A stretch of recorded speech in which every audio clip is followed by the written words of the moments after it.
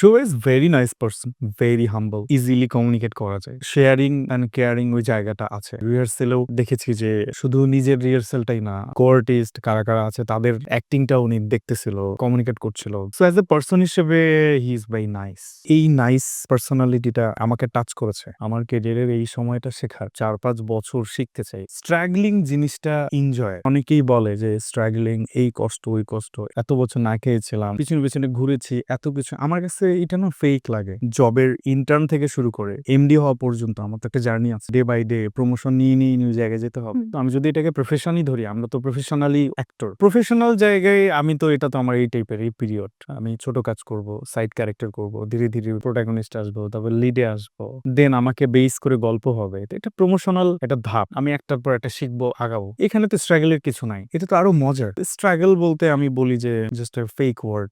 Struggle হতে পারে না এভাবে। মানে ফেক ইনফরমেশন দিয়ে সিম্প্যাথি কালেক্ট করা ছাড়া আর কিছু না।